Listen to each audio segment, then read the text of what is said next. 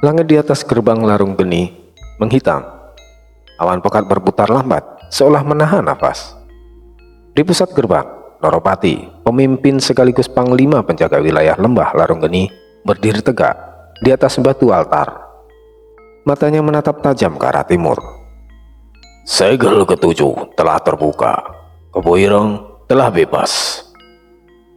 Dari balik kabut, 4 sosok muncul, mengenakan jirah merah menyala. Mereka adalah penjaga gerbang, Lodro, Wedono, Mandraksa, dan Gana. Mereka berdiri membentuk formasi di sekeliling Noropati. Perintah, Panglima, kata Lodro. Panggil pasukan Selaksa Jirah Merah. Aku tidak akan membiarkan mereka melewati gerbang tengah. Tanpa waktu lama, Lodro memanggil pasukan Selaksa Jirah Merah. Tanah bergetar pelan saat pasukan Selaksa Jirah Merah mulai berkumpul. Derap langkah mereka serempak, menciptakan irama yang menakutkan. Mereka membentuk barisan di depan gerbang, siap menghadapi siapapun yang mencoba melintas. Mandraksa berbisik kepada Wedoro. Jika Kebo Ireng benar-benar bebas, kita akan menghadapi kekuatan yang belum pernah kita lawan sebelumnya. Tapi katanya kekuatannya masih tersegel setengahnya. Dan kita juga punya Noropati. Dia tidak akan membiarkan gerbang ini jatuh, jawab Wedono. Noropati mengangkat tangannya, dan udara di sekitarnya bergetar. Dia mulai melantunkan mantra, memperkuat pertahanan gerbang. Simbol-simbol bercahaya muncul di udara, membentuk perisai tak kasat mata. Gerbang Larung Geni tidak akan terbuka untuk kegelapan. Siapkan diri kalian, pertempuran akan segera dimulai. Suasana di pusat gerbang menjadi tegang. Semua mata tertuju ke arah timur, menunggu kedatangan Aris dan Kebo Ireng. Di tempat Aris, langkah kaki mereka bergema di jalan curam yang dipenuhi batu-batu tajam dan akar-akar pohon tua. Kabut merah tipis menyelimuti lembah, menciptakan suasana yang mencekam. Langit di atas mereka berwarna kelabu, seolah melahan hujan yang tak kunjung turun. Kebo Ireng berjalan di depan, suaranya berat. Gerbang Larung Geni bukan tempat untuk yang lemah. Penjaganya bukan prajurit biasa. Mereka dilatih untuk menghadapi makhluk sepertiku. Tapi kita tidak punya pilihan lain, Kebo Ireng. Kita harus melewati gerbang itu untuk keluar dari lembah ini, kata Aris dengan suara datar. Di dalam hatinya, Aris merasakan ketegangan yang belum pernah ia rasakan sebelumnya. Ini adalah pertempuran pertamanya. Dan meski wajahnya tetap tenang, jantungnya berdebar kencang.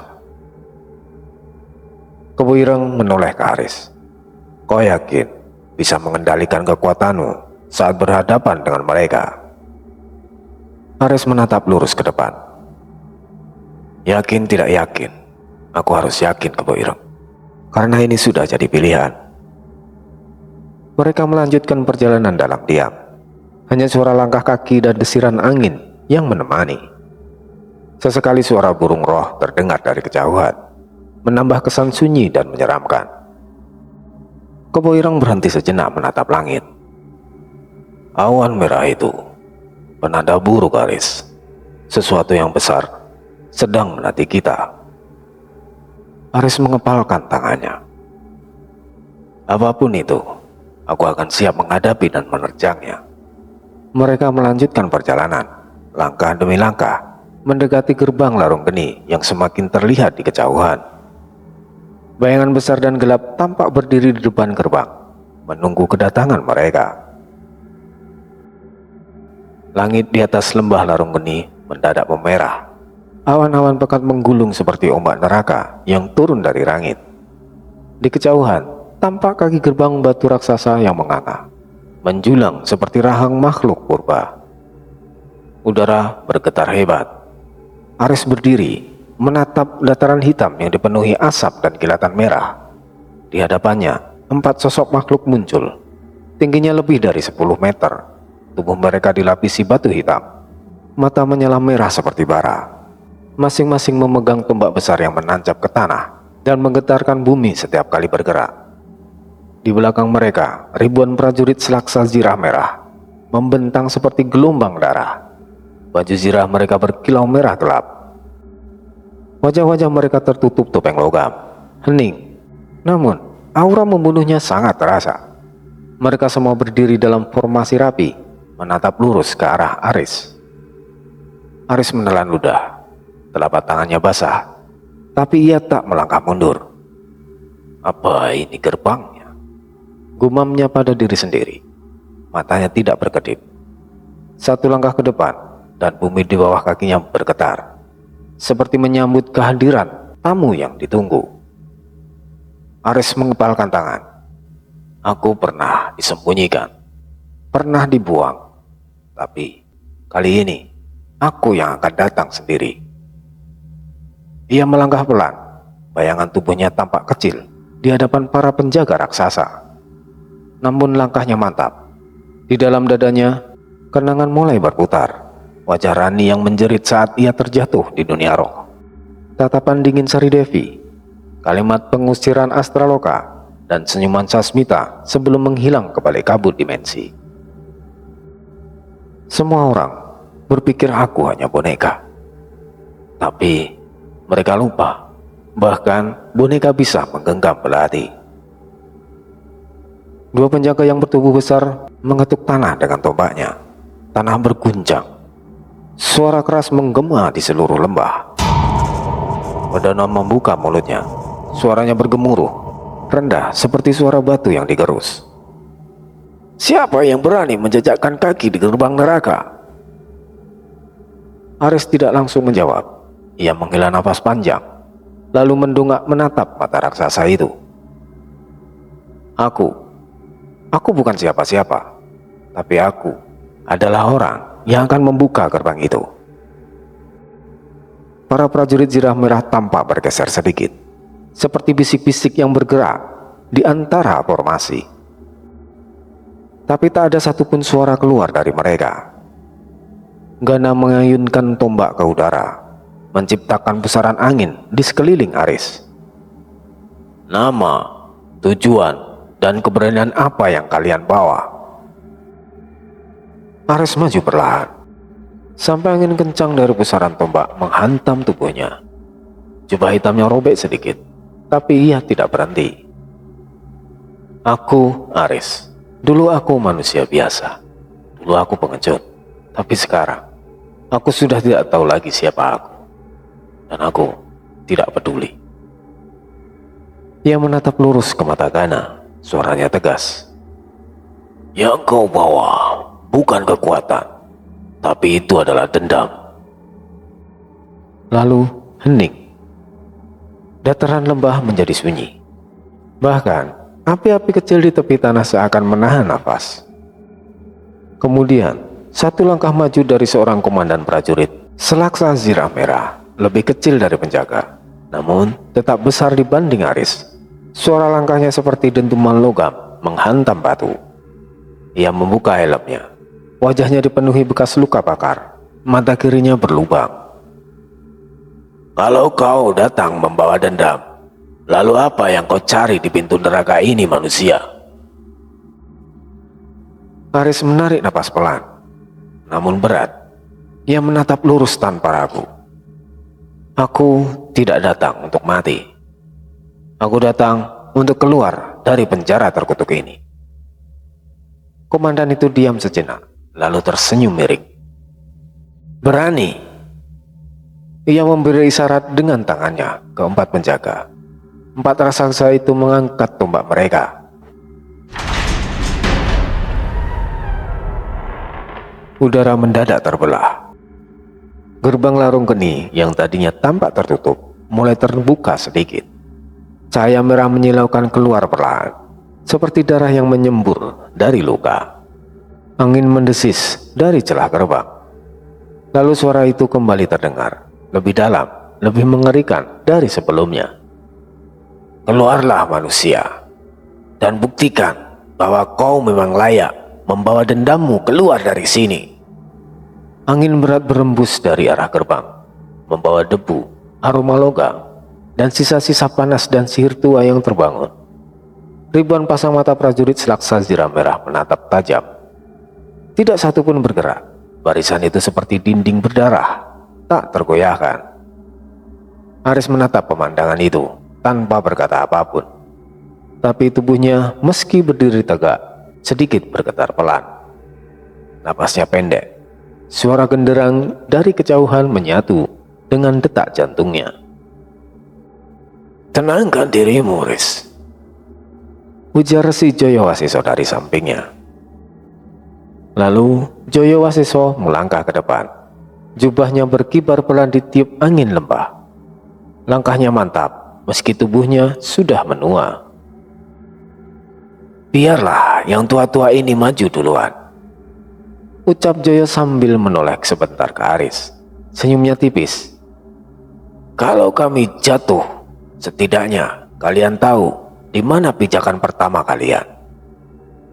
Ki Sastroguno menyusul. Ia berhenti sejenak di samping Joyo, mengetukkan tongkatnya ke tanah. "Aku pikir tubuh rentaku ini sudah karatan. Tapi entah kenapa, aroma perang selalu bisa membangkitkan sesuatu," gumamnya sambil tersenyum lebar. "Sudah lama aku tak mendengar suara zirah dipukul mantra."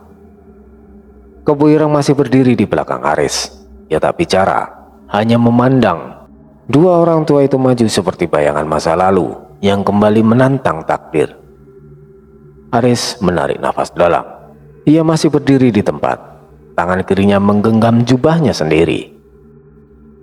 Dalam pikirannya muncul peristiwa-peristiwa yang membuat darahnya membara. Ini bukan sekedar pertempuran. Ini adalah ujian. Apakah aku pantas hidup di dunia ini? Pikir Aris. Atau memang seharusnya aku dibakar bersama rahasia mereka semua? Namun, tak satu kata pun ia ucapkan. Hanya sorot mata yang kini tak lagi goyah. Di hadapan mereka, suara penjaga gerbang bergerak. Sosok penjaga gerbang pertama, Lodra, mengangkat pedang kembar dari punggungnya. Suara gesekan logam menggema, memecah keheningan. "Siapa yang pertama akan mati hari ini?" teriak Lodra, suaranya berat dan menyeringai. "Biar kami yang jawab," jawab Jayawasiso. Suaranya tidak keras, tapi terasa jelas. Ki Sastroguno mendengus. "Mereka pikir umur panjang bikin kami lunak. Ayo Wasiso, sudah waktunya yang tua-tua ini beraksi kembali." Ares menatap punggung mereka. Untuk pertama kalinya, ia merasa bukan lagi sebagai beban, tapi sebagai sesuatu yang sedang diuji. Dan ia tahu, inilah waktunya. Ia tak akan mundur lagi, apapun yang terjadi.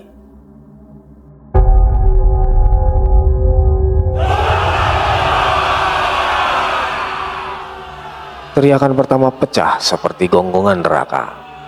Prajurit Selaksa Zirah Merah meluncur dari samping gerbang seperti ombak baja menyala. Langkah mereka serempak, gemuruh seperti guntur yang menghantam tanah. Langit larung geni berubah merah, diliputi kilatan cahaya dan kepulan asap hitam dan mantra-mantra pertempuran. Ledakan sihir terdengar di sisi kiri. Resi Jayawasiso menabrakkan tubuhnya yang kurus ke tengah barisan musuh. Tangannya berputar menyapu udara. Setiap gerakan diiringi semburan cahaya biru yang membakar kulit prajurit Zirah Merah menjadi abu. Sorot matanya dingin, seperti tak ada ruang lagi untuk ragu. Kebo Ireng menerjang seperti banteng purba. Tubuh besar hitam legamnya memantulkan api dan darah. Kepalan tangannya menghantam kepala musuh, menghancurkan helm dan tengkoraknya sekaligus. Teriakan prajurit musuh terdengar sebentar, lalu lenyap dalam semburan merah. "Hindari sayap kiri!" teriak Joyo ke arah Ki Sastroguno. Di sisi kanan, Sastroguno melayang rendah, tongkatnya menciptakan busur sihir melingkar. Beberapa prajurit terbakar seketika. Zirah mereka meleleh, menempel di daging. Aris berada di belakang Kisastro, mulai mundur satu langkah. Nafasnya berat. Suara perang membuatnya sedikit gemetar. Teriakan, tulang patah, dentingan logam yang pecah. Lalu, satu prajurit Zirah Merah melompat ke arahnya, menghantamkan dadanya. Aris tak sempat menghindar. Ia menahan serangan pertama dengan belati sihir pemberian Resi Jayawaseso, tapi terlempar mundur. Bahunya terbantur batu. Darah menetes dari pelipis. "Bangun, Aris. Ini bukan latihan," teriak Kisastro Guno dari kejauhan.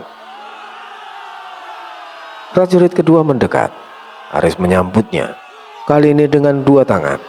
Belatinya menyayat dada musuh. Tapi Zirah Merah itu sangatlah tebal. Belati Aris hanya menggoreskan sedikit. Si prajurit tertawa. Aris menggeretakkan gigi. Napasnya tercekat, tapi ia tak mundur. Ia langsung menukik ke arah lawan, menusuk berulang kali sampai akhirnya belatinya masuk ke celah helm. Darah gelap memercik ke wajahnya. Musuh itu terjatuh dan Aris terdiam sesaat. Lalu tangannya menyala, api badar geni muncul samar, seolah tubuhnya mengenali bahaya lebih cepat dari pikirannya. Ia berbalik. Dua musuh lainnya menyerbu. Aris menghantam tanah dengan api dari tangannya. Ledakan kecil menciptakan gelombang kecut, melempar dua musuh ke udara. Salah satu dari mereka menghantam pilar batu dan remuk seperti boneka kayu. Kisastro tersenyum puas. Itu baru awal. Di sisi lain, Kebo Ireng berdiri di atas tumpukan tubuh musuh. Darah menetes dari wajah dan kepalan tangannya. Ia menoleh ke arah Aris dan mengangguk sekali. "Jangan hanya belajar bertahan, Aris. Habisi mereka, atau kau yang akan jadi abu." Langit larung geni bergemuruh. Cahaya merah dari api badar geni kini mulai menjalar dari tangan Aris ke dadanya. Tapi dia tak sadar, hanya satu yang ia tahu. Perang ini adalah titik ujian, dan ia baru saja mulai menentukan iramanya. Tubuh-tubuh prajurit Zirah Merah berserakan, tapi masih banyak yang berdiri. Dan dari kejauhan, Lodra, penjaga pertama, mulai bergerak maju. Medan perang belum selesai, tapi Aris untuk pertama kalinya tidak lagi mundur. Sementara itu, di bekas reruntuhan altar lembah larung geni, kabut tak pernah benar-benar pergi dari tempat Ratu Wening. Langit di atas atap-atapnya seolah beku, tak pernah menampakkan terang. Batu padu dinding berkilau samar seperti diselimuti jelaga roh. Di tengah aula yang luas dan hening, hanya satu suara terdengar. Suara langkah Ratu Wening. Ia berjalan perlahan ke arah balkon tertinggi bekas altar itu. Dari sana, seluruh lembah larung geni bisa terlihat samar-samar dari balik kabut kelam yang menggulung pelan. Tiba-tiba, tanah bergetar ringan. Debu turun dari langit-langit batu. Aura panas dan gemuruh sihir menyebar hingga ke ujung istana. Segel Kebo Ireng telah terbuka. Ratu Wening dengan pelan tanpa emosi. Ia menoleh pada sosok kecil yang berdiri di belakangnya. Seorang pelayan roh tanpa wajah. Makhluk itu berlutut diam, tak berani bicara. Jadi benar, anak itu membuka jalan bagi Kebo Ireng. Ia berjalan lagi ke arah singgasananya yang terbuat dari tulang dan kaca hitam. Duduk perlahan, jari-jarinya menyentuh lengannya sendiri, seolah sedang menghitung sesuatu yang tak terlihat. Aris, namamu bahkan belum selesai ditulis dalam sejarah, tapi kau sudah mulai mengubahnya, kata Ratu Wening dengan senyum kecil mengembang di bibirnya. Angin dingin meniupkan selendangnya ke udara. Kabut dari luar menyusup perlahan ke dalam ruang singgasananya. Kau menolak tawaranku, tapi tak apa, karena jalan yang kau pilih itu penuh dengan luka, dan luka membuat seseorang bisa diajak bicara. Kata Ratu Wening lebih lirih berbicara pada dirinya sendiri. Ia berdiri lagi, memutar badan menghadap roh pelayan itu. Siapkan para bayangan, kirim pengintai ke perbatasan. Aku ingin tahu seberapa jauh anak itu bisa melangkah. Pelayan itu membungkuk dalam, lalu menghilang dalam kepulan kabut. Sementara itu, Ratu Wening berdiri sendiri di ruang besar yang kosong.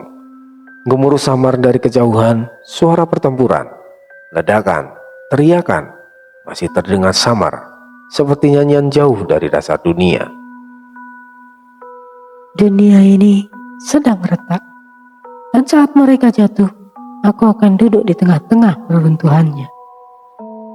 Kabut menebal lagi, angin berhenti, dan istana Ratu Wening kembali diam. Namun, dari singgasana bayangannya itu, Angkara telah bangkit. Ratu Wening belum turun langsung ke medan. Ia adalah ancaman yang sedang menunggu waktunya. Dan bagi Aris, pertempuran di gerbang hanyalah pembuka dari permainan kekuasaan yang lebih besar.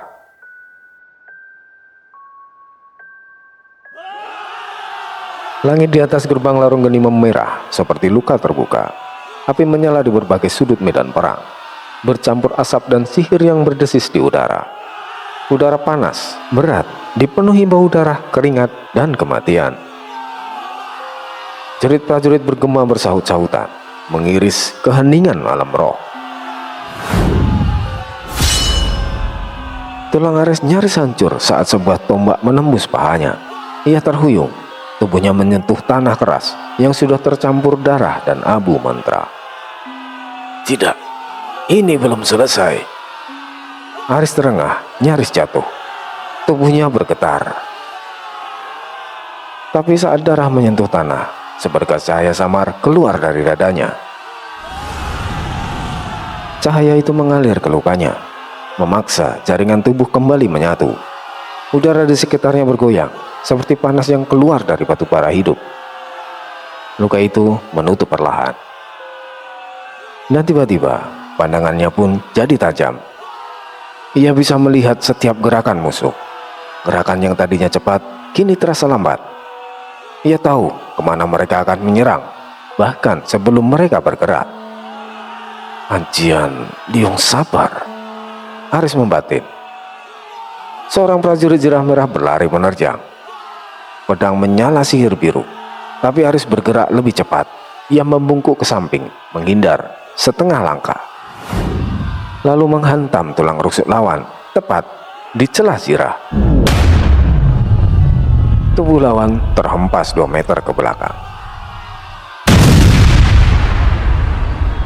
Di sisi kiri medan, Kebo Ireng menghantam tanah dengan tinjunya. Tanah terbelah.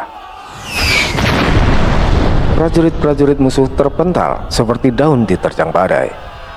Segel di dada Kebo Ireng pecah setengah. Aura hitam meledak dari dalam tubuhnya, membuat udara berdenyut seperti jantung kemarahan.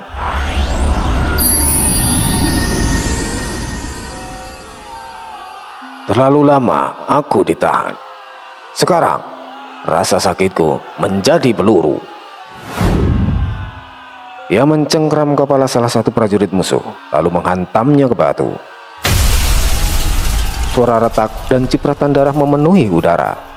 Yang lain mencoba melarikan diri, tapi Kebo Ireng seperti binatang buas yang tak bisa dihentikan. Ia melompat, menggigit leher musuh, melempar tubuh-tubuh itu seperti mainan.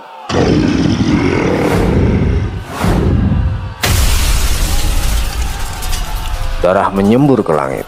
Aroma anyir begitu kental sampai membuat tanah terasa lengket.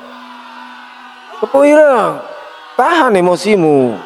Kau harus tenang, teriak Aris. Kebo Ireng tertawa liar, mata merah menyala.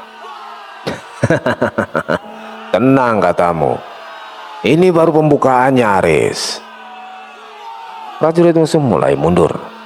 Tapi dari belakang mereka muncul penjaga gerbang tinggi, berjubah zirah merah dengan kepala berbentuk tengkorak naga. Dia membuka mulutnya.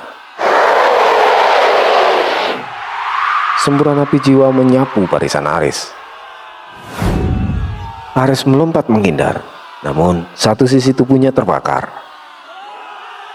Liung Sabar kembali aktif, menyerap api dan mengubahnya jadi kekuatan. Aris berdiri, mata bersinar tipis. Kalau ini medan ujian, aku akan selesaikan ujian ini dengan darah mereka, kata Aris dingin. Dia maju, tidak lagi ragu. Tubuhnya berubah jadi kilatan hitam di antara cahaya merah. Setiap gerakan membunuh, setiap langkah menciptakan bayangan maut. Dan untuk pertama kalinya, ia bertarung bukan karena bertahan hidup, tapi karena ingin mereka merasakan rasa sakitnya. Perang belum selesai, tapi Aris sudah berubah. Langit merah gelap di atas gerbang Larung Geni retak oleh gelekar petir hitam.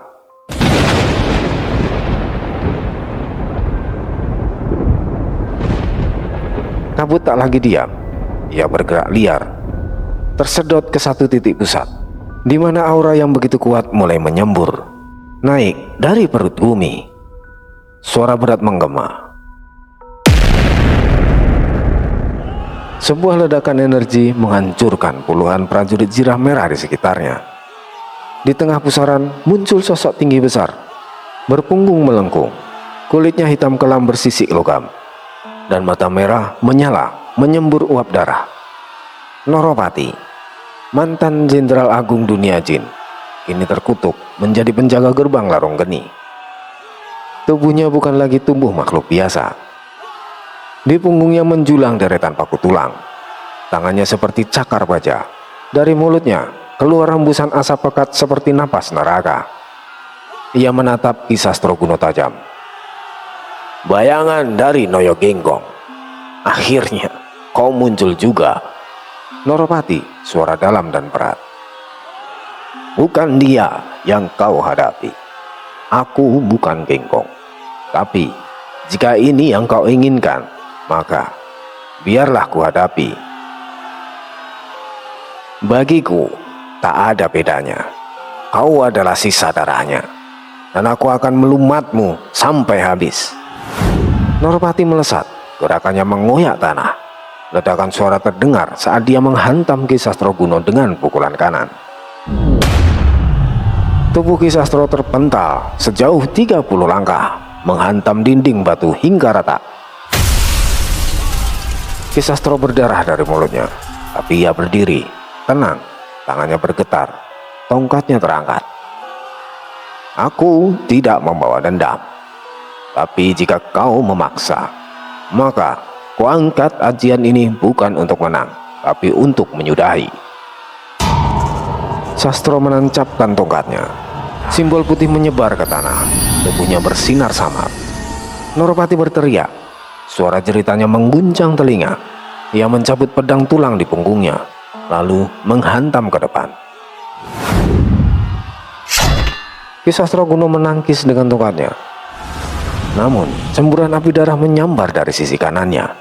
Baju terbakar sebagian, tapi ia bertahan. Kau terlalu lama terbakar dendam, Noropati. Dendam membuatmu kuat, tapi juga akan membuatmu buta.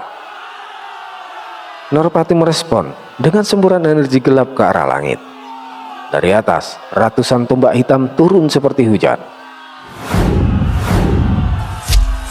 Sastro berlari dan menghindar, menerobos hujan tombak itu dengan tubuh yang sudah luka parah. Ia menyatu dengan tanah, muncul kembali di belakang Noropati, menghantam dengan dua tangan terbakar cahaya putih. Serangan itu menembus dada Noropati. Namun sosok jenderal terkutuk itu tidak tumbang. Ia berbalik, menggenggam leher Sastro, lalu membantingnya ke tanah. Tanah retak, api menyembur ke langit. Kau kuat juga, walau cuman bayangan. Tapi aku adalah asal kegelapan itu sendiri. Noropati menyeringai. Tubuh Ki Sastroguna mulai melemah. Darah di keningnya bercampur lumpur dan api, tapi di matanya tak ada ketakutan, hanya satu keyakinan. Ia tidak akan membiarkan Aris melewati gerbang itu sendirian. Pertarungan mereka terus berlanjut. Di kejauhan, Aris dan Kebo Ireng mulai bergerak maju. Darah dan sihir memenuhi langit. Gerbang tengah belum terbuka, tapi sejarah sudah mulai ditulis ulang dengan darah. Asap dan kabut menyelimuti medan. Tanah bergetar saat tubuh Noropati membesar. Tanduk hitam tumbuh dari pelipisnya. Punggungnya menyemburkan duri tajam. Ia kini berdiri nyaris tinggi pilar gerbang. "Kau pikir ini kekuatanku yang sebenarnya?" Noropati mendesis. Teriakannya membelah udara. Dari mulutnya semburan api hitam menyapu ke arah Ki Sastroguna. Tanah terbakar, batu meleleh. Ki Sastro melompat menghindar, meski sebagian tubuhnya hangus tersambar. Ki Sastro menggenggam tongkatnya erat, lalu melemparkannya ke langit. Tongkat itu berputar, membentuk lingkaran cahaya putih di udara. Dari simbol itu turun hujan cahaya kecil-kecil, seperti abu bintang. Mereka menghantam tubuh Noropati, membuatnya mengerang marah. "Cukup, aku sudah bosan. Aku sudahi permainan ini." Ia menubruk ke depan, menghantam Sastro dengan bahu, dan mengirim tubuh tua itu mental dan menghantam dinding batu. Sastro terdiam, terkapar. Tapi di tengah napasnya berat, ia tersenyum samar. "Sekarang giliranmu, Aris." Di sisi lain medan, Aris yang berlumur luka menatap langit.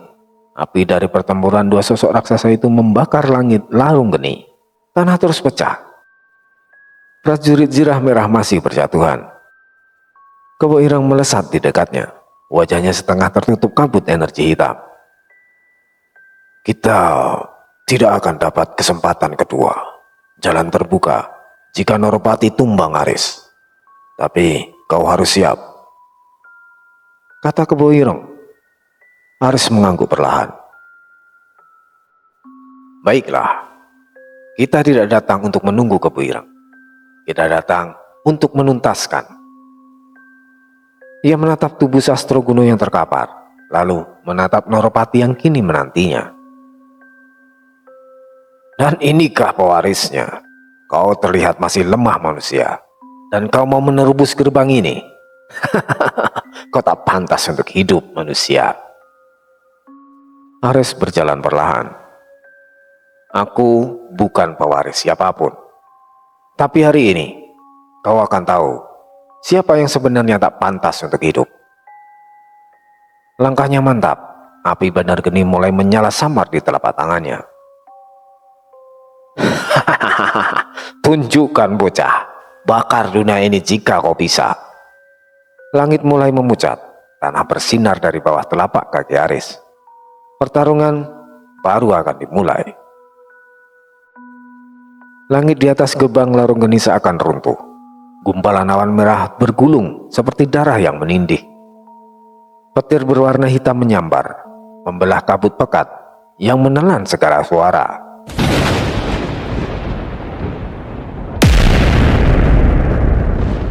Suara ledakan menghentak lembah. Tanah bergetar, batu-batu terbelah. Dua penjaga gerbang, Wenduro dan Gana, yang berdiri di belakang Noropati maju ke depan. Mereka bagai raksasa dari neraka.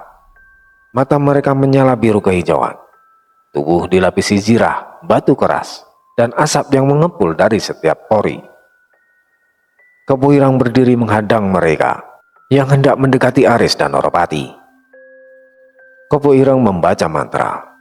Kini tubuhnya telah berubah menjadi makhluk raksasa setinggi 3 manusia dewasa. Kulitnya hitam keras seperti batu lava, mata merah menyala, dan 2 tanduk besi menonjol dari dahi.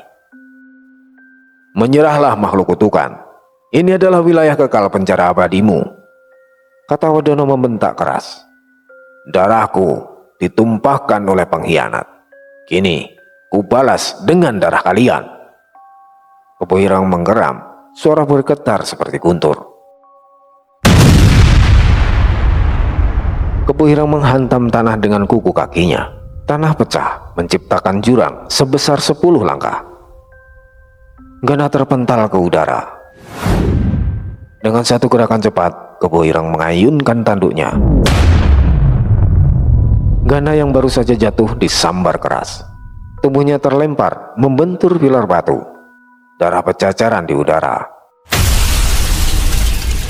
Terdengar suara tulang remuk yang memekakkan telinga. Wadono meneriakkan mantra. Tubuhnya membesar, diselubungi bayangan hitam berbentuk perisai, menghujani Kebo Ireng dengan sabetan tombak roh. Tombak-tombak itu menghantam tubuh Kebo Ireng, tapi tak satu pun mampu menembus kulitnya. Kebo Ireng tertawa liar.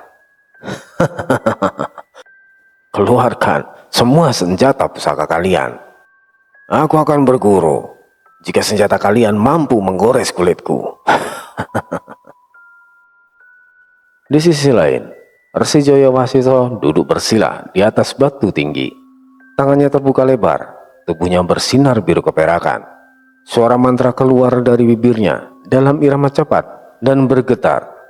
Lalu, langit terbelah. Dari celah langit cahaya tajam menghunjam. Tombak langit, pusaka sakti yang hanya bisa dipanggil oleh Resi sejati. Resi Jaya bangkit. Tangannya menggenggam pusaka tersebut, lalu melompat tinggi ke arah Lodro, penjaga gerbang pertama yang mendekat. Tombak itu dilemparkan. Tombak menusuk dada Lodro, menembus lapisan jirah batu dan meledak dari dalam. Ledakan itu menciptakan kawah, menyapu pasukan di sekitarnya. Jeritan terdengar dari segala arah. Tubuh-tubuh berterbangan. Beberapa prajurit musuh langsung terbakar jadi abu. Yang selamat terjatuh dengan tubuh kosong. Pusaka langit, kata Lodro dengan nafas terakhir. Dan akhirnya tubuhnya meledak menjadi serpihan cahaya. Kembali ke Kebo Ireng. Gana berdiri lagi, kini bersimbah darah. Ia berteriak sambil menurut tubuh Kebo Ireng, mencoba menusuk dari sisi kiri. Sudah aku bilang, senjata kalian tak akan bisa menembus kulitku. Kebo Ireng menginjak tubuh Gana dengan keras. Tanah bergetar. Gana menjerit kasar, lalu diam. Tubuhnya remuk tak bergerak. Wadono terpaku melihat kawannya mati dengan tubuh hancur. Dan pada saat itu, medan perang berhenti sejenak. Kabut merah naik, api membakar seluruh sisi lembah. Di tengahnya berdiri Kebo Ireng dan Resi Jayawasesa. Di sisi lain, penjaga terakhir mengangkat pedangnya, dan Noropati yang berhadapan dengan Aris.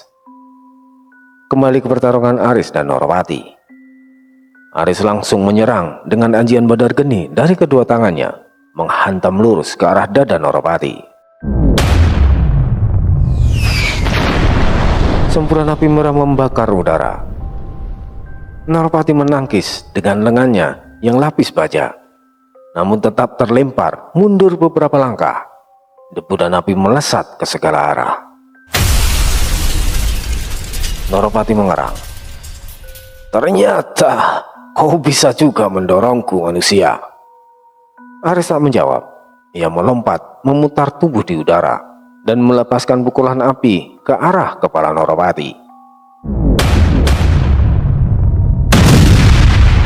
Sebuah gempuran energi menghantam wajah makhluk itu, membuat tanduk kirinya retak. Noropati mengamuk, mencakar udara, dan melepaskan semburan kabut hitam beracun. Aris tak sempat menghindar. Kabut itu mengenai lengannya. Kulit Aris melepuh, tapi dia tak berhenti. Matanya merah, tangannya bergetar. Aris menggertakkan gigi. Aku bukan yang dulu lagi. Aku bukan orang bodoh yang hanya bisa diam saja. Aku sekarang adalah bara yang menyala. Aris menghantam tanah. Gelombang api Badar Geni meledak dari bawah kakinya, membentuk lingkaran api yang menjulang dan membungkus Noropati dalam kobaran panas. Noropati menjerit, tubuhnya terbakar, tapi belum tumbang. Ia merangsek keluar dari api, tubuhnya membara dan melompat ke arah Aris. Namun kini Aris tak mundur, ia mengangkat tangan kirinya. Raja menyala merah. Ajian Liung Sabar aktif. Gerakan Noropati melambat di mata Aris, yang menunduk menyelinap di bawah serangan dan menyerangkan pukulan api tepat ke perut musuhnya.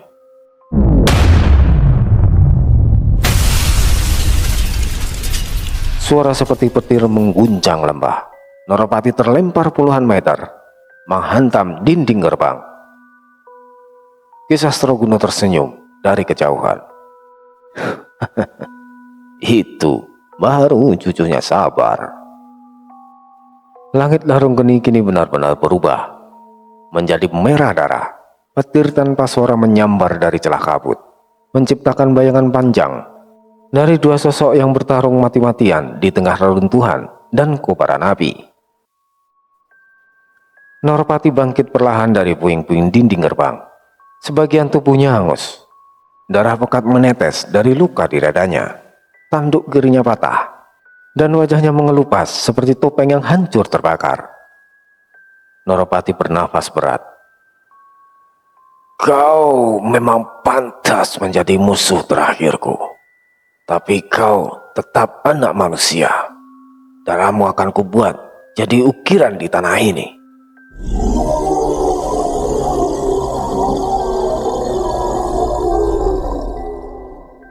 Ia berteriak, raungan yang menggetarkan tulang, lalu menyerbu maju sambil melemparkan bilah rantai dari balik punggungnya.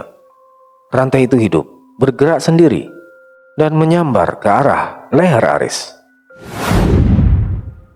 Rantai itu melilit leher Aris, menyeretnya ke tanah seperti boneka.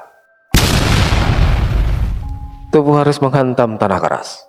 Debu, batu, dan darah berhamburan. Noropati melompat, mengayunkan tinju besar seukuran kepala kerbau ke wajah Aris. Wajah Aris terpental ke samping, darah menyembur dari mulut. Tapi tangan kirinya menahan tanah, dan matanya tetap menyala merah.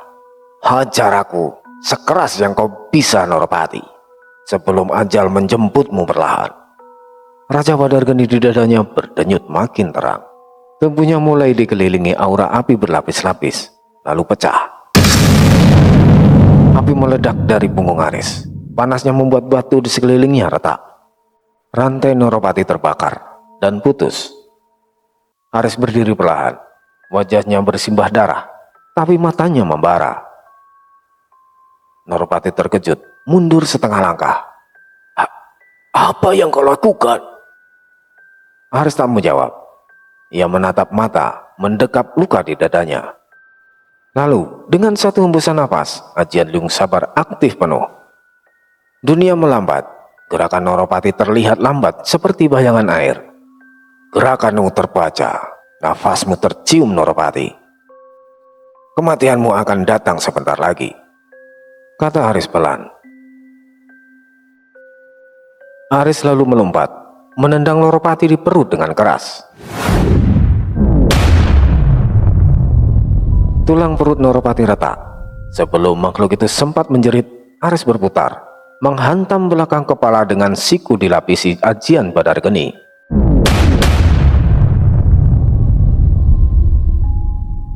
Lalu meledak seperti letusan gunung berapi.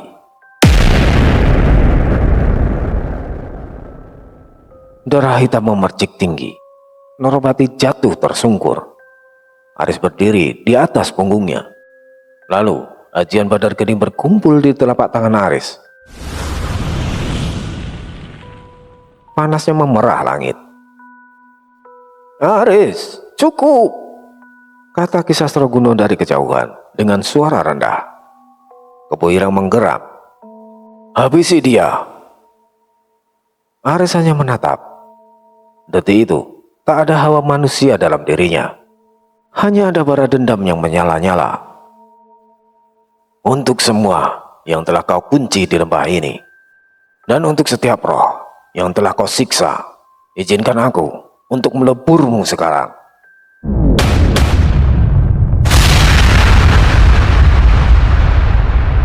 Pukulan api menghantam kepala Norapati. Debu berhamburan. Ledakan melingkar ke segala arah, melemparkan prajurit-prajurit yang tersisa. Saat asap memudar, yang tersisa dari Norapati hanyalah lubang hitam, terbakar di tanah. Aris berdiri, tubuhnya berasap, darahnya menetes, tapi wajahnya datar, tak bersorak, tak bersuara. Ia hanya membisu. Di kejauhan, kabut mulai pecah perlahan. Gerbang tengah mulai terbuka.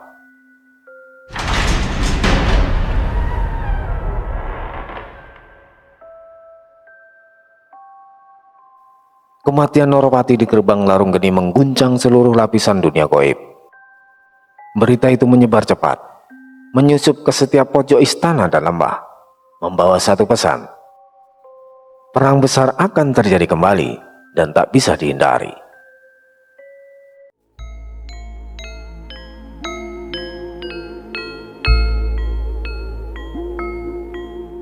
Dua kerajaan besar Alas Purwo, Niskalapura dan Segorowiso terguncang oleh kematian salah satu jenderal agung mereka. Amarah membara di antara para pemimpin dan prajurit mereka, memicu pergerakan besar menuju gerbang Larung Geni. Di Niskalapura, kemarahan meledak. Maharani Candrakirana berdiri di balkon tertinggi istananya. Jubah kebesarannya berkibar, dihembus angin gunung tumpang pitu. Langit di atasnya membiru pekat, seolah mencerminkan hatinya. Norapati telah gugur dan Kebo Ireng terbebas. Ini adalah penghinaan yang tak bisa dibiarkan. Sementara itu di Segorowiso, Prabu Darmokolo mengumpulkan pasukannya. Darah Norapati memanggil kita. Saatnya kita membalas. Hutang darah dibayar darah. Pasukan dari kedua kerajaan mulai bergerak. Dari Niskalapura, prajurit berzirah hitam dengan senjata berkilau muncul dari bayang-bayang. Dari Segorowiso, makhluk-makhluk besar hijau beracun dengan mata bersinar biru naik ke permukaan. Siap bertempur, gerbang Larung Geni menjadi tujuan mereka. Tempat di mana darah akan kembali tumpah dan dendam akan dituntaskan. Langit di atas Larung Geni mulai berubah. Awan gelap berkumpul dan petir menyambar tanpa henti. Udara menjadi berat, seolah-olah alam pun merasakan ketegangan yang akan segera meledak. Pertempuran besar akan segera dimulai kembali. Di dunia nyata, jauh dari hiruk pikuk kerajaan gaib, Mbah Sabar yang telah lama menarik diri dari dunia gaib tersentak saat duduk dalam hening di serambi kayunya. Angin berdesir aneh. Samar-samar ia merasa getaran jiwa seseorang berubah. Cucuku Aris, apa yang sedang kau hadapi? Kata Mbah Sabar berbisik gelisah. Dan di tempat lain, Rani yang selama berminggu-minggu mengurung diri dari dunia luar sejak kehilangan Aris terbangun dari tidur mengelamnya. Peluh dingin membasahi kening. Untuk pertama kalinya sejak kejadian itu, ia melihatnya, wajah Aris samar di balik kabut. Matanya tak bersuara, tapi penuh permintaan. Aris, kau masih hidup. Tangannya bergetar, tapi kali ini bukan karena takut, melainkan tekad. Ia berdiri dan menatap bayangan di cermin. Lalu dia mengambil buku telepon. Ia mencari nomor telepon kakaknya, Ratna Dewi. Tunggu aku, Aris. Kali ini aku akan mencarimu.